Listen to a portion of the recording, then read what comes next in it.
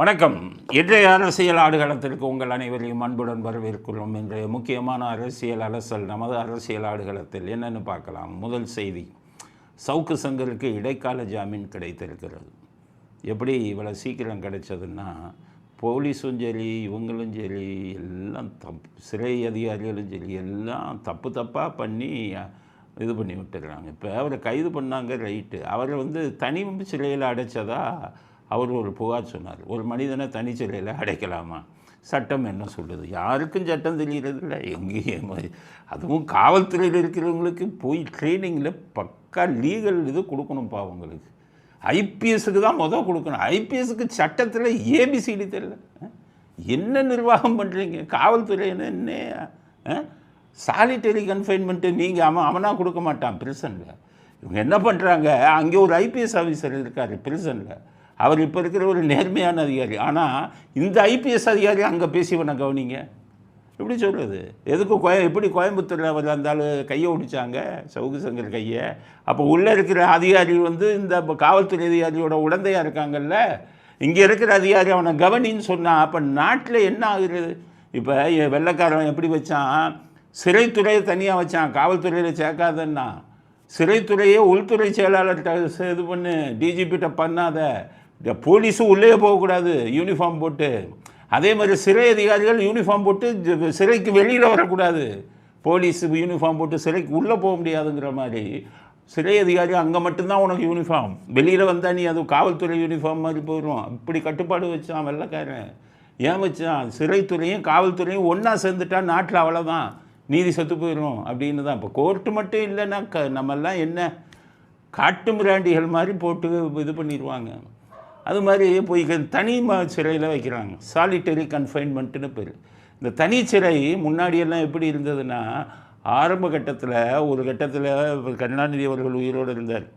அப்போ உயிரோடு இருக்கும்போது இந்த நிர்பயா இப்போ இந்த வழக்கு பாலியல் பலாத்காரம் பஸ்ஸில் வச்சு இது பண்ணி கொண்டாங்களே, அந்த வழக்கு வந்தது. அப்போ கருணாநிதி அவர்கள் ஒரு அறிக்கை விட்டார், இந்த குற்றவாளிகளை எல்லாம் தனிமை சிறையிலே அடைக்க வேண்டும்னு அறிக்கை விட்டார் அப்போ கருணாநிதி அவர்கள். அப்போ நான் இந்த புதிய தலைமுறையில் ஒரு இது கொடுக்கும்போது அவருக்கு பழைய விஷயம்லாம் தெரியல. அவர் பல தடவை முதலமைச்சராக இருந்ததுக்கான பழைய விஷயம் தெரியல. முதல்ல ஆரம்பத்தில் சிறையில் தனிமை சிறைன்னு தான் இருந்தது. ஒவ்வொருத்தரையும் தனி ரூமில் அடைச்சிடுவாங்க. அதுக்கு இன்னொருத்தரை பார்க்க முடியாது, பேச முடியாது. கொஞ்ச நாள் ஆனால் எல்லாமே மென்டல் ஆகிட்டாங்க, எல்லாமே பைத்தியமாகிட்டாங்க. அப்போ உலகம் முழுவதும் மீட்டிங் போட்டு என்ன சொன்னாங்க, தனி சிறையில் அடைக்காதையா, அவன் லூஸ் ஆயிடுவான், பைத்தியம் ஆயிடுவான், 4-5 பேரோட பேசணும் பழகணும், அப்போ தான் இதாக இருப்பான்னு சொல்லி தான் ஒரு செல்லில் 4 பேர் 5 பேர் போடுறத கொண்டு வந்தாங்க. இப்போ என்னடானா ஒரு செல்லில் 60 பேர் போட்டு அவனுக்கு 1 லட்சம்னு வச்சு கொடுமை பாவம், மனித உரிமை மீறல்ங்கிறது அங்கே. அது சிறை அதிகாரிகளுக்கு அது வசதி செஞ்சு கொடுக்குறதில்ல. இவன் போலீஸ்காரன் அவன் பாட்டுக்கு ஒரு நாளைக்கு 300 பேர் அனுப்புனான். அங்கே இடம் இவனுக்கு சிந்திக்க தெரியல. ஏன்டா முதல்ல பிரிசன் கேளுங்க, பிரிசன் சூப்பர்கிட்ட கேளுங்க, இடம் இருக்கான்னு கேளுங்க அப்படின்னு கேட்கணும்ல. எந்த காவல்துறை அதிகாரி கேட்குறீங்க? ஐபிஎஸ்லேருந்து கீழே இருக்கிறவர்கள் ஒன்றும் தெரிய மாட்டேங்குது. காவல்துறை அதிகாரி கேட்கணும்யா. ஐபிஎஸ்ஸாக இருக்கிறவங்க கேட்கணும், எப்பா சிறையில் கேளு, இடம் இருக்கான்னு கேளு. அவங்க தான் சுப்ரீம் கோர்ட் சொல்கிறாங்களே, 7 வருஷத்துக்கு கீழே உள்ளதாக இருந்தால் இதில் விட்டுருக்கியா, அவனை சிறைக்கு அனுப்பாதுன்னு. நீ பொண்டாட்டி புருஷனு சண்டை போட்டு பிடிச்சி உள்ளே தள்ளுறீங்க. அப்போ உங்களுக்கு என்ன அர்த்தம்? உங்களுக்கு சட்டமும் தெரியல. உங்களுக்கெல்லாம் ட்ரைனிங் கொடுக்குறதுக்கு ஒரு இதான அளவு வரணும் காவல்துறைக்கு. அதனால தான் என்னென்னு கேட்டிங்கன்னா, இந்த சாலிட்டரி கன்ஃபைன்மெண்ட் ரொம்ப மோசமாக இருந்தது. அதுக்கப்புறம் உலகம் முழுவதும் அதை கைவிட்டாங்க. இங்கே வச்சுக்கிட்டு ஒரு ஆளை போய் தனி சிறையில் வைக்கலாமா? அவங்க சொல்கிறாங்க, அவங்க வக்கீல் பேட்டி கொடுக்குறாரு, ஒரு போலீஸ்காரர் பிரிசன் போலீஸை போட்டாங்க, அவர் இப்படியே உட்காந்துக்கிட்டே இருக்காராம். இவர் எவ்வளோ நேரம் அவரையே பார்த்துக்கிட்டு இருப்பார். அவருக்கு என்ன இன்ஸ்ட்ரக்ஷன் கொடுப்பாங்க? பேசாதம்பாங்க. எப்படியோ உட்காந்துட்டு இருந்தால் மென்டலாக இருக்க மாட்டாங்க. தப்பை பண்ணாங்க, உடனே உங்கள் கோர்ட்டுக்கு போனாங்க. எங்களை தனிமை சிறையில் வச்சுருக்காங்க, இது மனித உரிமைக்கு எதிரானது, இல்லைன்னா அந்த கேஸ் இவ்வளோ சீக்கிரம் வராது. ஏன்னா பெயில் பெட்டிஷன் இப்போ எதில் இதாக இருக்குது, ஹேபியஸ் கார்பஸ் பெஞ்சில் 2 ஜட்ஜுக்கு கொண்டு போயிட்டாங்க. அவரை தனிமை சிறையில் அடைச்சிருக்காங்க. அவரால் தாங்க முடியாது, அவருக்கு ஹார்ட்டில் எல்லாம் பிரச்சனை, சுகர் இருக்குது, அவர் ஏற்கனவே இது எடுத்துக்கிட்டு இருக்காரு அப்படிங்கிறதெல்லாம் சொன்ன உடனே 2 ஜட்ஜுங்களும் கேட்ட கேள்வி என்னத்தை சொல்லுது? இந்த மாதிரி கேள்வியெல்லாம் வாங்கக்கூடாது. காவல்துறை என்ன கேள்வி கேட்டிருக்காரு? முதல் கேள்வி என்ன கேட்டிருக்காரு? காலையில் போய் இவ்வளோ அவசரமாக அதில் அரெஸ்ட் பண்ணுமா? இதை ரொம்ப நாள் இவங்களை மாற்றணும்ப்பா. நாங்கள் கொலை குற்றமாக பண்ணோம். சவுக்கு சங்கர் மேலேயாச்சும் பணம் வாங்கினாரு, அது இதுன்னு குற்றச்சாட்டு வச்சிங்க. எனக்கு பேசுனது தவிர குற்றச்சாட்டு இல்லையே. 6 மணிக்காயா வந்து கதவை தட்டுவீங்க? மனசாட்சி இல்லையா உங்களுக்கு? 6 மணிக்கு வந்து கதவை தட்டி ஒரு குற்றவாளி மாதிரி கூட்டிகிட்டு போகிறீங்களே, நீங்கள்லாம் எந்த பாவத்தை அனுபவிக்க போகிறீங்க? குற்றம் செய்யாதவங்களெல்லாம் கூட்டிகிட்டு போனால் என்ன அர்த்தம்? அவரை போய் அதுதான் கேட்டிருக்காங்க. காலையில் போய் கைது பண்ணுறேங்கிறாங்க. முதல்ல அதை விடுங்கிறாங்க. இன்னையா 6 மணிக்கு நான் வந்து தீவிரவாதிக்கு போ, 6 மணிக்கு போ. இந்த இது கடத்துறான்ல போதை மருந்து, அவனை போய் 6 மணிக்கு பிடி. சும்மா இதை பேசுனா இது பண்ணா அப்படின்னு சொல்லி கொண்டாந்து 6 மணிக்கு போய் பிடிச்சேன்னா ஜட்ஜு நாக்கப்படுங்கிற மாதிரி கேட்டிருக்காரு. ஒருத்தன் யூடியூப்பில் யாரை பற்றியாச்சும் தப்பாக பேசுனா அவன் மேலே அவதூறு வழக்கு போடுங்க. சட்டத்தை சொல்லி கொடுக்குறாரு, தெரிஞ்சுக்கோங்க. அவன் மேலே அவதூறு வழக்கு போடுங்க, கைது பண்ணி உள்ளே போடாதீங்கிறாரு. இதை தொடச்சி போட்டுருங்க. அப்போவே கொஞ்ச நாளில் மறுபடியும் போய் இதே மாதிரி பண்ணுவாங்க. நான் மேஜிஸ்ட்ரேட்டுக்கு சொல்கிறேன், நீங்கள் இன்னமே யூடியூப்பில் பேசுனதுக்கு ரிமாண்டுக்கு வந்தால் ரிமாண்ட் பண்ணிங்கன்னா நீங்கள் வீட்டுக்கு போயிடுவீங்க. ஹைகோர்ட்டு பெஞ்சு சொல்லியிருக்காங்க. அவதூறு வழக்கு தான் போடணும், கைது அரபு போட்டு கரெக்ட் பண்ணக்கூடாதுன்னு. கரெக்டாக என்ன பண்ணுறாங்க, ஒரு மேஜிஸ்ட்ரேட்டை பார்த்து வச்சுக்கிறாங்க, ஏமாந்த மேஜிஸ்ட்ரேட். அவங்ககிட்டயே போய் ரிமாண்ட் பண்ணி உள்ள தள்ளுறது சொல்லியிருக்காரு. இன்றைக்கி அது அறிக்கையில் அவங்களுடைய ஆர்டரில் வரல. ஆட்சி மாச்சுன்னா நீங்களாம் உள்ளே போவீங்கயான்னு இருக்காரு. நான் உள்ளதில் போகிறேன், என் வழக்கில் பெருசாக கொண்டு போகிறேன். நான் சுப்ரீம் கோர்ட்டுக்கு ஐபிஎஸ் அதிகாரிகள் மேலேயே கண்டெம்ட் கொண்டு ஏற்பாடு நடந்துக்கிட்டு இருக்கு. ஐபிஎஸ் அதிகாரிகள் உள்ளே போடுவாங்க சுப்ரீம் கோர்ட்டில் போய். சட்டத்தை மதிங்க, அது சட்டத்தை அவங்க தான் அவ்வளோ பேர் சொல்கிறாங்க. கண்டெம்ட் ஆஃப் கோர்ட்டு தான் கொண்டு போகிறோம். இப்படியா பண்ணுவீங்க? அதை தான் கேட்குறாரு அவர். ஒரு மனிதாபிமானம் இல்லையா? இப்படியா டார்ச்சர் பண்ணுவீங்க அப்படிங்கிறது. பூட்டை போட்டு இப்படி பூட்டை உடைச்சி இது பண்ணுவீங்க. பூட்டை உடைச்சாலும் பரவாயில்ல, கடப்பாறையில் போய் பீரோவை உடைச்சா இதெல்லாம் கோர்ட்டு பார்த்துக்கிட்டு இருக்குமா? அதனால் இன்றைக்கி இந்த கேள்வியெல்லாம் கேட்டிருக்காங்க. அடுத்த ஜட்ஜு கேட்டிருக்காரு, புகார் கொடுத்தா மறுநாளே போய் கைது பண்ணுவீங்களான்னு. எவன் புகார் கொடுத்தான்னு சிஎஸ்ஆர் கொடுக்கறதில்ல. அவனை போய் இல்லை இது இங்கே வராது அங்கே போங்கிறது. ஆன்லைனில் புகார் போட்டோம்னா 15 நாள் 1 மாதம் ஆகும் நமக்கு ஃபோன் வர்றதுக்கு. இதில் இந்த லட்சணத்தில் இவர் மேலே புகார் கொடுத்தா மறுநாளே வீட்டுக்கு போவீங்களா காலையிலன்னு கேட்குறாரு. நாக்கப்படுங்கிற மாதிரி பதில் சொல்லுங்கள். எல்லோரும் பார்க்குறாங்க, கோடிக்கணக்கான பேர் பார்த்துட்டாங்க. இன்றைக்கி காவல்துறையுடைய மானம் மரியாதை எல்லாம் போயிடுச்சு. கொஞ்சம் கூட கவலை இல்லையா நம்ம காவல்துறை இவ்வளவு கேவலமாகுதுன்னு? வயிறு எரியுதுயா. எப்படிப்பட்ட அதிகாரிகளை பார்த்தோம். ஒரு போலீஸ் ஸ்டேஷன் ஹவுஸ் ஆஃபீஸர்லாம் எப்படி ஆளுங்க இருந்தால் அது காவல்துறை இப்படியா? அன்றைக்கி பேர் சவுக்கு சங்கர்கிட்ட 2 இன்ஸ்பெக்டருக்கு போய் நிற்கிறீங்களே சலிட்டு அடிச்சுக்கிட்டு, கேவலமாக இல்லை? பிடிக்கிறதுனால இதுதான் முறையா? பாவம் அந்த இன்ஸ்பெக்டருங்க, அவங்கள வேலைக்கார மாதிரி போய் நிறுத்தி வச்சுருக்காங்க. அங்கேருந்து இன்ஸ்ட்ரக்ஷன் இப்படியா கொடுப்பீங்க? கடப்பாறையில் கோடாலியில் உடன்னு கொடுப்பீங்களா?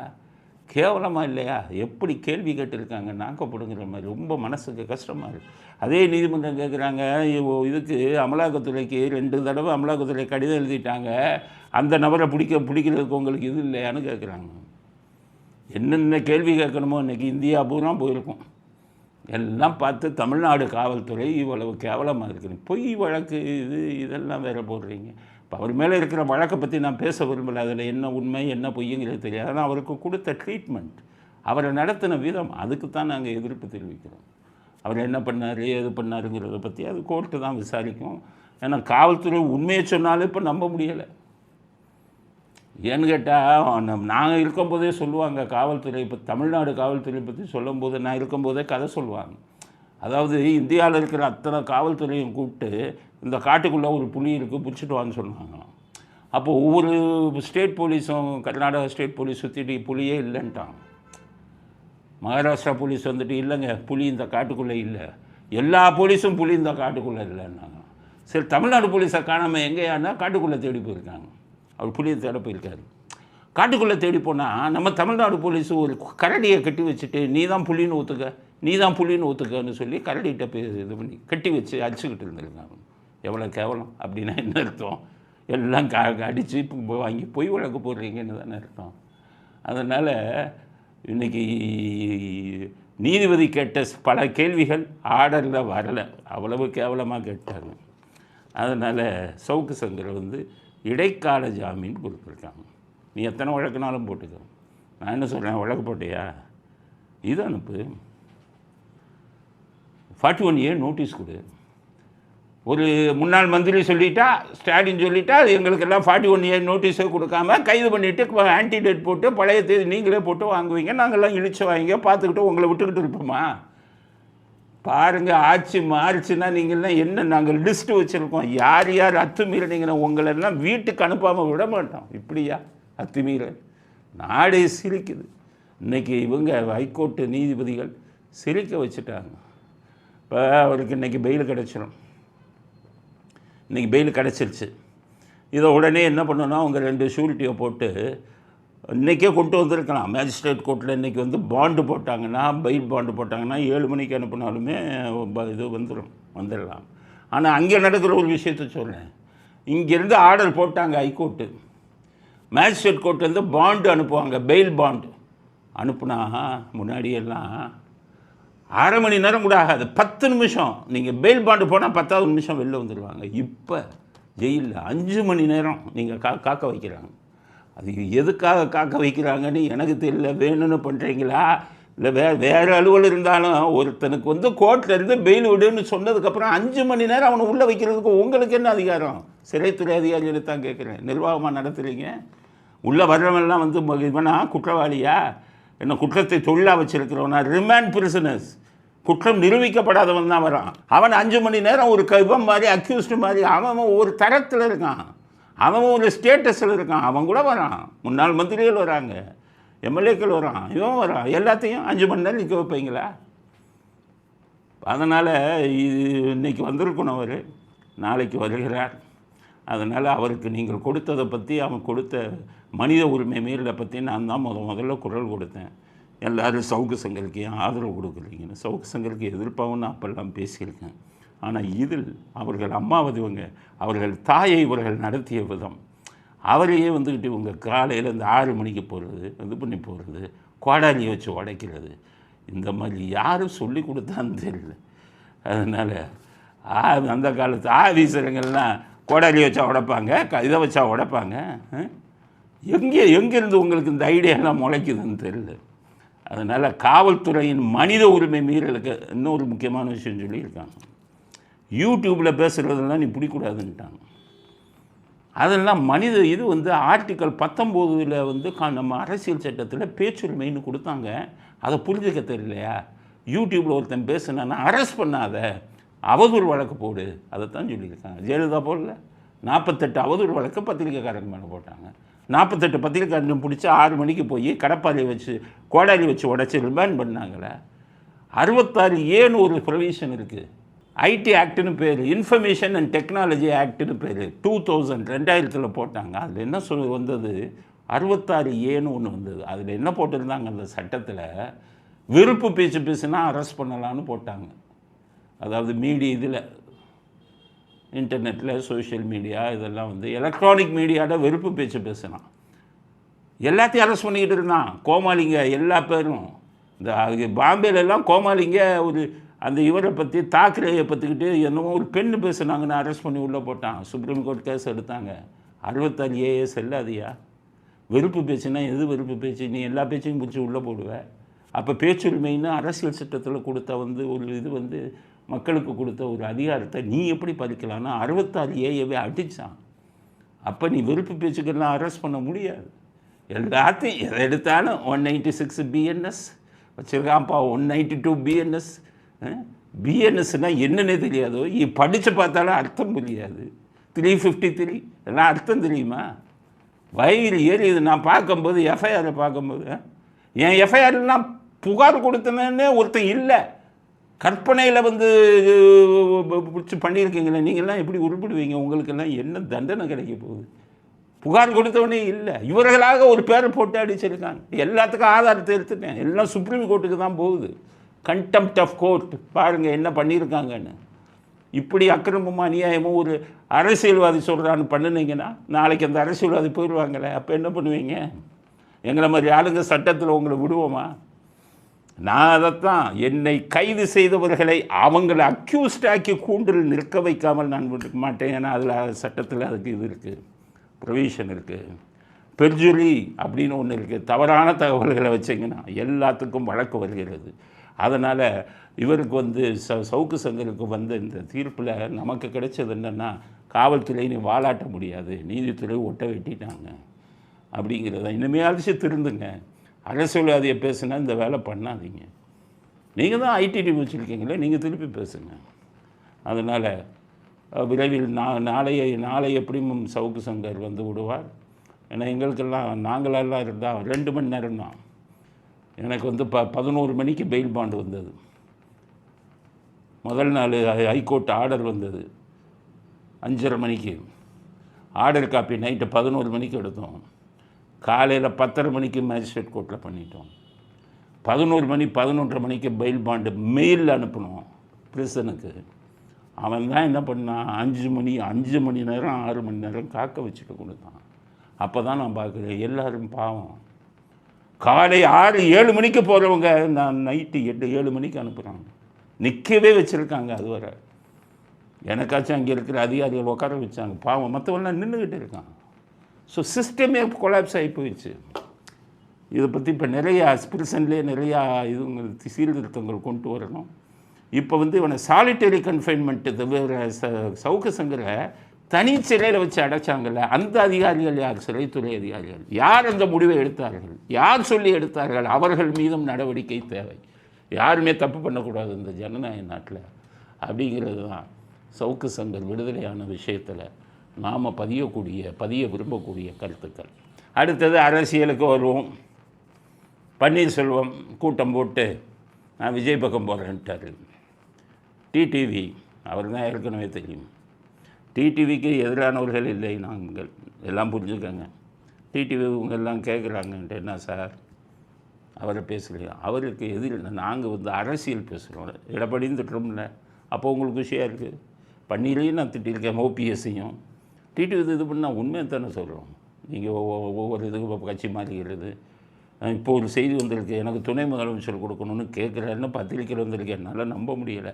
விஜய்கிட்ட 1% ஓட்டு வாங்குறாரு, என்ன பண்ணுறது? அது திருமாவளவன் அப்படி தான், அவர் 1% ஓட்டு தான், அவரும் துணை முதல்வர்னு கேட்குறாரு. அப்போ அதெல்லாம் நாங்கள் வந்து விமர்சித்து தானே ஆகணும். அவர் மேலே இந்த ஃபெரா வழக்கு இருக்குது, அதில் 15 கோடி அவர் கட்டணும். எனக்கு வந்தாங்க, நீங்கள் வழக்கு போடுங்க அவர் மேலே 15 கோடி கட்டணும். நான் இது என் வேலை இல்லை, அது அவருடைய தனிப்பட்ட விஷயம். அதுக்கெல்லாம் நான் போய் வழக்கு போடுவேன். நான் ஒரு விமர்சகர், அவ்வளோதான். அது தப்பு பண்ணால், யாரும் தப்பு பண்ணால் சுட்டி காட்டுவேன். அத்துடன் என்னுடைய பணி முடிந்து விட்டது. அவர்கள் தனிப்பட்ட விஷயத்தெல்லாம் நாங்கள் தலையிட மாட்டோன்ட்டு. இப்போ 2 பேரும் போயிட்டாங்க. செங்கோட்டையும் சொல்லிட்டாரு, டிடிவி எங்கள் பக்கம் வர்றாரு, இவரும் எங்கள் பக்கம் வர்றாரு. பன்னீர் பொங்கலுக்கு நல்ல செய்தி வரும், உடஞ்சிருச்சு. எடப்பாடி இது சக்ஸஸ்ஃபுல்லாக வெற்றிகரமாக பிஜேபி அதிமுக அதை உடைச்சிட்டாரு. இன்றைக்கி தேமுதிக அந்த அம்மா குதிக்கிறாங்க. அது பிரேமா எனக்கு 6 சீட்டுன்னு சொன்னது யார்? அதை நீங்கள் சொல்லுங்கன்னு பத்திரிகைக்காரங்கிட்ட கேட்குறாங்க. அவங்க சொன்னாங்க ஏடிஎம்கேலேருந்து தான் கொடுத்தாங்க. அந்த கட்சி அழிஞ்சு போகும், எங்களுக்கு 6 சீட்டா அப்படின்ட்டு இப்போ அவங்க போய் திமுகவில் பேசிக்கிட்டு இருக்காங்க. ஆக விஜயகாந்த் கட்சி, டிடிவி தினகரன் இவங்க எல்லாம் போயாச்சு. இந்த மிஞ்சி இருக்கிறது பிஜேபின்னு இது தான், பாட்டாளி மக்கள் கட்சியும் தான். அதில் என்னென்ன பண்ண போகிறாருன்னு தெரியல. போன தடவை அவருக்கு போய் பாட்டாளி மக்கள் கட்சிக்கு 200 கோடி 300 கோடி கொடுத்துட்டு கடைசி அவர் அந்த பக்கம் போய் சேர்ந்துட்டார். சண்முகம்ங்கிறவர் தான் பணத்தை போய் கொடுத்தாருன்னு செய்தி வந்தது. அந்த பணம் திரும்பி வந்துச்சான்னு கூட தெரியல.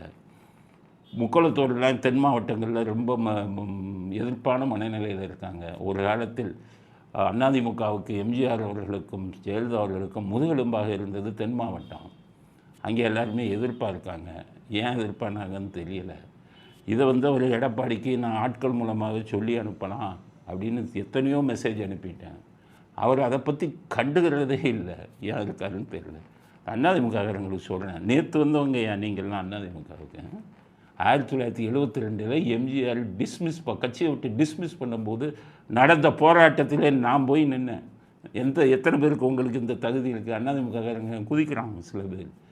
எடப்பாடி உன்னோட வச்சுக்கோங்கிறேன். எங்களுக்கு எடப்பாடி பற்றி. உங்கள் எடப்பாடியோ ஓபிஎஸோ அவரை இது விட்டு கட்சியை விட்டு வெளியேற்றின முதல் நாள் வந்து போராட்டத்தில் நின்று ஆள் யாருன்னு கேளுங்க.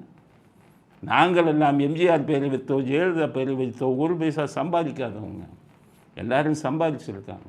ஏதோ கட்சியை காப்பாற்றுறாங்க அப்படின்னு அவங்கள வந்து நம்ம ஆதரவு கொடுக்கணும். அந்த கட்சியை காப்பாற்றணும்னு நினச்சா இன்றைக்கி தினமலரில் வந்திருக்கு. மோடி தன்னுடைய அதிருப்தியை தெரிவிச்சிருக்காரு அமித்ஷாட்ட, என்ன தமிழ்நாடு இது வந்து கூட்டணியை கெடுத்துட்டாங்களே அப்படின்னு. இவர் வந்து ரொம்ப பிடிவாதமாக இருக்கார் எடப்பாடி அப்படிங்கிறது. எல்லாம் அந்த அந்த நாங்கள் தனியாக நின்று ஜெயிச்சிடும். தனியாக நின்று ஜெயிக்கிறதுக்கு ஜெயலலிதா ஜெயிச்சது 2014 அளவுக்கு அதிமுக பலமாக இருக்கா? ஏதோ கூட்டணி வச்சா ஆளுங்கட்சி ஸ்டாலினை தோக்கடிக்கணும். ஸ்டாலினுக்கு போய் சமாதி இதில் ஆதரவு கொடுத்தீங்க, அப்போவே நான் எதிர்த்தேன். எல்லாம் அப்போவே திமுகவுக்கு கை கொடுத்தீங்க. பேர் ஓபிஎஸ் போய்கிட்டு பாட்டு பாடினார் கருணாநிதியை பாராட்டி. ஒவ்வொருத்தரையும் முதுகில் எப்படி எப்படி குத்தணுமோ குத்திக்கிட்டு இருக்கீங்க. அதனால் அதிமுக பிஜேபி கூட்டணி இன்னும் வலுவிழந்து விட்டது. எடப்பாடி போன மாதிரியே நாங்கள் பெகா கூட்டணி வைப்போன்னு கடைசி விஜயகாந்த் அவர் மட்டும் நின்னாங்க. இந்த தடவையும் விஜயகாந்தும் போயாச்சு. வெறும் பிஜேபி இவங்களும் போய் நிற்க போகிறாங்க. ஸ்டாலினை ஜெயிக்க வைக்கலாம் அப்படிங்கிற ஐடியாவோட பண்ணுறாங்களோங்கிற சந்தேகம் எங்களுக்கு வந்திருக்கிறது.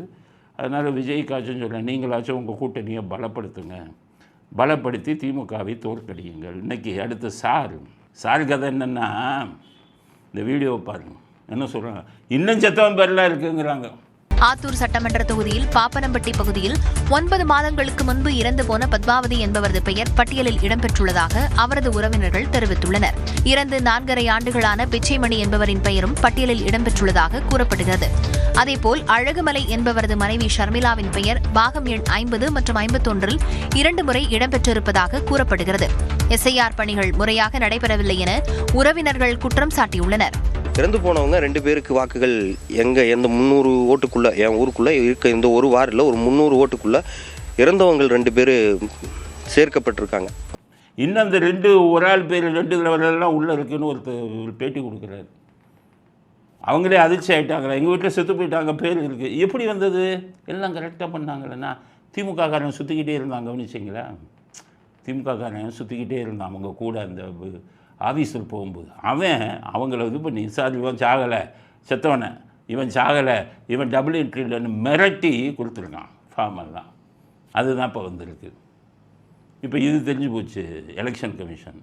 அவங்க இன்றைக்கி அறிக்கை விட்டாங்க, 10 லட்சம் விண்ணப்பம் சரியில்லை, பேர் இல்லை, மற்ற டீட்டெயில் இல்லை, மொட்டையாக இருக்குது. 10 லட்சம் பேருக்கு நோட்டீஸ் கொடுத்துட்டாங்க வீட்டுக்கு. திரும்பி வா, நீ தான் ஃபார்ம் கொடுத்துருக்க, ஆதாரத்தோட வா, உன் பேர் என்ன, உன் அடையாள அட்டை எங்கே, எல்லாத்தையும் கேட்டு கொடுத்துருக்காங்க. அப்போ இன்னும் 10 லட்சம் போலி இருக்கான். அப்போ இப்போ 97னா 1,07,00,000 போலி நம்ம இதில். அதனால் இப்போ எல்லாத்துக்கும் நோட்டீஸ் போயிருக்கு. இவங்களை என்ன சொல்கிறேன், வடிகட்டித்தான் நீங்கள் தேர்தலை நடத்தணும், ஓட்டர்ஸ் லிஸ்ட்டை வடிகட்டித்தான் தேர்தலை நடத்தணும் அப்படிங்கிறது தான் எங்களுடையது. இன்னும் 10 லட்சத்தையும் காலி பண்ணுங்கள், இந்த கூட போன டிஎம்கேக்காரன் அந்த வேலை பண்ணியிருக்கான் அப்படிங்கிறதையும் அடுத்த கட்ட கருத்தாக பதிவு செய்ய விரும்புகிறோம். அடுத்தது பராசக்தி படம் என்னுடைய கதைன்னு ஒருத்தர் கேச போட்டார். அதாவது ஜனவரி மாதம் 14ஆம் தேதி ரிலீஸ்னாங்க பராசக்தி. உதயநிதி ரெஜெயண்ட்டு தான் ரிலீஸ் பண்ணுறாங்க. ஆனால் இது விஜயுடைய ஜனநாயகத்தை ரெஜெயண்ட் ரிலீஸ் பண்ணல, அவங்க வேறு. ஐசரி கணேஷன், ஐசரி வேலன் பையன், அவர் ஒரு இதில் இருக்கார். ஒரு 4-5 பேர் சேர்ந்து தான் அவங்க தான். ரெஜெயண்ட் வந்து பராசக்தி மட்டும்தான். அதனால் பராசக்தி இது ஜனநாயகனை வந்து வசூல் வர விடக்கூடாதுன்னு ஒரு கெட்ட எண்ணத்தில் இவங்க 10ஆம் தேதி ரிலீஸ் பண்ணுறாங்கன்ட்டு 11ஆம் தேதியே போட்டு அந்த படத்தை வசூல் அடிக்கணும்னு கொண்டு வந்தாங்க. கெடுவான்னு கேடு நினைப்பாங்க, கெட்டு போகிறவன் தானே கேடு நினைப்பாங்க. இப்போ வந்தது, இப்போ ஒருத்தன் வந்து போட்டான். செம்மொழின்னு என்னுடைய கதை, அதை பார்த்து வச்சுருக்காங்க. அதனால் 2ஆம் தேதிக்குள்ளே பதில் கொடுங்கன்னு சுப்ரீம் ஹைகோர்ட்டு கொடுத்துருக்காங்க. ஒருவேளை அதை பார்த்து வச்ச படமாக இருந்தால் அதை ஹைகோர்ட்டை ரிலீஸ் பண்ண விடக்கூடாது. எம்ஜிஆர் படத்தை உலக சுற்றுவாளிவனை தீ வச்சு கொடுத்து பார்த்தாங்க. இப்போ இந்த படத்துக்கு என்னென்ன கெடுதல் பண்ணணுமோ அத்தனையும் பண்ணணும்னு நினச்சாங்க. அதனால் அவங்க கெட்டு போயிட்டாங்க. அதனால் பராசக்தி இன்னொரு ஆளோட கதையாக இருந்தால் அது, ஏன்னா பராசக்தி வசனமே இன்னொருத்தர் இதுன்னெல்லாம் அப்போ வந்தது பேச்சு. கருணாநிதி எழுதினார், அது இன்னொருத்தர் வசனம்னெல்லாம் அப்போது பேசினாங்க. இந்த பராசக்திக்கு அதே மாதிரி வந்துச்சு. அதனால் உடனடியாக இதில் வந்து ஹைகோர்ட் வந்து இதில் எந்த இதையும் காட்டக்கூடாது, சம்பந்தப்பட்டவர்கள் மீது நடவடிக்கை எடுக்க வேண்டும். அது இன்னொரு கதையாக இருந்தால் அந்த படத்தை ரிலீஸ் செய்ய விடக்கூடாது. அந்த கதை சம்பந்தப்பட்டவருக்கு இழப்பீடாக இவர்கள் பல கோடியை கொடுக்கணும். பாவம் எத்தனையோ பேர் நல்ல கதையை வச்சுக்கிட்டு வாய்ப்புக்காக காத்துக்கிட்டு இருக்கான். அவனுடைய கதையெல்லாம் திருடி இவர்கள் கோடிக்கணக்கில் சம்பாதிப்பதற்கு உயர்நீதிமன்றம் இடம் கொடுக்கக்கூடாது அப்படிங்கிறது. பராசக்தி படத்துக்கு வந்து 10ஆம் தேதி ரிலீஸ் ஆவதில் பிரச்சனைகள் வருது. அது இறைவன் கொடுத்த இது, கெடுவான் கேடு நினைப்பான், அவன் தான் அப்படி கொடுப்பான் அப்படிங்கிறது பராசக்தி விஷயமா அடுத்த கட்ட கருத்து. அடுத்தது திமுக காரங்களோட அராஜகம் உச்சத்துக்கு போயிட்டு இருக்குது. விநாசகால விபரீத புத்தி பாருங்கள். ஒருத்தர் ஒரு 2 வீலர்லேயோ ஒரு இதுலேயோ போகிறாரு, எதிர்க்க திமுக காரன் கார் வந்துருச்சான், மோதலை அவனை பிடிச்சி அடின்னு அடிக்கிறாங்க. அவர் அடி வாங்கிட்டு இதுக்கு 100க்கு ஃபோன் பண்ணிவிட்டு காத்துக்கிட்டு இருக்கார். அவர் வந்து இன்னொருத்தர் வட்டச் செயலாளரை போய் கூட்டிகிட்டு வந்துட்டார். இது சேப்பாக்கம் தொகுதி. இது பூரா தான் அந்த 89,000 ஓட்டை போட்டவன் பூரா இதுதான். அந்த ஆள் வந்து குதிக்கிறான்.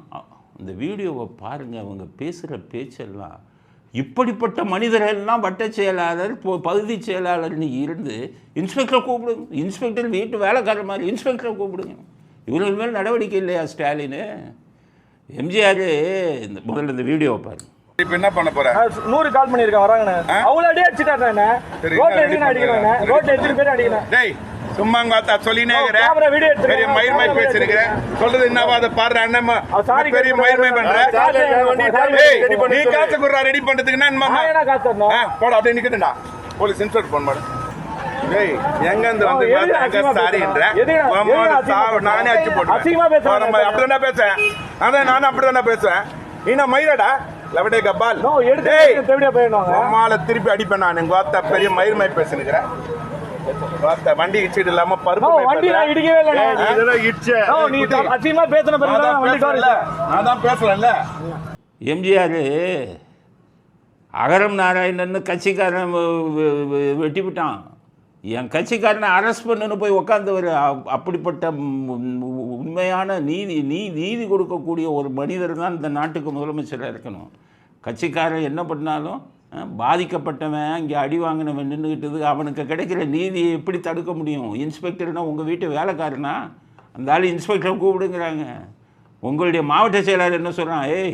எஸ்பி கலெக்டர்லாம் நான் சொன்னால் தான் போட்டிருக்காங்க. கருணாநிதி காலத்திலேருந்து இந்த அக்கிரமம் நடந்துக்கிட்டு இருக்கேன். 71 நான் அப்போ இருந்து பார்த்துருக்கேனே. கட்சிக்காரங்க சொன்னால் உடனே அந்த எஸ்ஐயை தூக்கிடுவார். அப்போல்லாம் ஸ்டேஷன் ஹவுஸ் ஆஃபீஸர் எஸ்ஐ, ஒரு இதுக்கு போலீஸ் ஸ்டேஷனுக்கு எஸ்ஐ இருப்பாங்க. அடுத்து தண்ணி இல்லாத காட்டுக்கு அனுப்புவார் கருணாநிதி. கட்சிக்காரன் சொல்கிறது தான். கட்சிக்காரனுக்கு பயப்படணும் காவல்துறை அதிகாரிகள். இடையில எம்ஜிஆர் ஆட்சியிலையும் ஜெயலலிதா ஆட்சியிலையும் அது வந்து கட்டுப்பாட்டில் இருந்தது. இன்றைக்கி சீரழிவு காவல்துறை. உங்கள் மாவட்ட செயலாளர் கூட இல்லை, வட்ட செயலாளர் பகுதி செயலாளர் தான் இன்ஸ்பெக்டர் மிரட்டான். பாதிக்கப்பட்டவனை வந்து என்ன சொல்கிறாங்க? பாதிக்கப்பட்டவனை அடிக்க போகிறாங்க. இப்படி அராஜகமும் அநியாயமும் பண்ணிங்கன்னா முடிவு நெருங்கி விட்டது. இறைவன் உங்களுக்கு கொடுக்கும் முடிவு நெருங்கி விட்டது. நீங்கள் நேரம் என்ன பண்ணியிருக்கணும்? வட்ட செயலாளர் கூப்பிடணும். ஒருத்தன் பாதிக்கப்பட்டிருக்கான், நம்ம கட்சிக்காரன், நீ அவனை போய் அடிக்க போகிற? அது பேசுகிற வார்த்தைகளை பாருங்கள். நீ எல்லாம் ஒரு வட்ட செயலாளரா அப்படின்னு கேட்டு கட்சியை விட்டு சஸ்பெண்ட் பண்ணியிருக்கணும், கட்சியை விட்டு தூக்கியிருக்கணும். தூக்க மாட்டீங்க. ஏன்னா அவன் ஒரு ஆள் வந்து ஒரு 1000 ஓட்டு கள்ள ஓட்டு போடுவான். இந்த சார் லிஸ்ட்டில் இருந்ததில் போடுவான். அவனுக்கு சாதகமாக தர போவீங்க. நாடு இப்படி போனால் எங்கே நீதி கிடைக்கும்? அரசாட்சியில் இருப்பவர்களுக்கு அந்த இது வேணுமே, நடுநிலைத்தன்மை வேணுமே. பாண்டிய நெடுஞ்செழியன் மாதிரி மன்னர்கள் இருந்து தீர்ப்பு தப்பாக கொடுத்துட்டோன்னு செத்த நாடு இது. இப்படிப்பட்ட ஆட்கள் வந்து ஆட்சியில் இருந்து இப்படிப்பட்ட வன்முறையை கட்டவிழ்த்து விடுறீங்கன்னா ஸ்டாலினுக்கு கடுமையான கண்டனத்தை தெரிவித்துக் கொள்கிறோம். இப்படியா கட்சியை நடத்துவீங்க? ஜெயலலிதா அவர்கள் அதிமுக இது பண்ணான்னா அடித்து தூக்கிடுவாங்க கட்சியை விட்டு. ஏன் உங்களுக்கு அந்த நடுநிலைத்தன்மை இல்லையா? ஆட்சி பொறுப்பில் இருக்கீங்களே, இதெல்லாம் நீங்கள் தட்டி கேட்க வேணாமா? பாதிக்கப்பட்டவர்களுக்கு நீங்கள் நீதி வழங்க வேண்டாமா? அதனால் இப்படிப்பட்ட ஆளை தான் கட்சியில் வச்சுருப்பீங்களா? இப்படிப்பட்ட வார்த்தை பேசுபவர்களை தான் கட்சியில் வச்சுருப்பீங்களா அப்படிங்கிறத ஸ்டாலினுக்கு சொல்கிறோம். முதல்ல கட்சியை அடக்கி வைங்க. கட்சி பதவியில் இருக்கிறவனை அடக்கி வைங்க. தப்பாக ஏதாச்சும் பேசுனா அவனை கட்சியை விட்டு நீக்குங்க. இந்த மாதிரி ரவுடித்தனம் பண்ணினா நாட்டில் வந்து நமக்கு நீதிங்கிறது எங்கே கிடைக்குங்கிறத ஸ்டாலினுக்கு செய்தியாசிரியர் தெரிவித்துக் கொள்கிறோம். இத்துடன் இன்றைய அரசியல் ஆடுகளம் நிறைவு பெறுகிறது. மீண்டும் நாளை புதிய செய்திகளுடன் உங்களை சந்திக்கிறோம். நன்றி, வணக்கம், ஜெய்.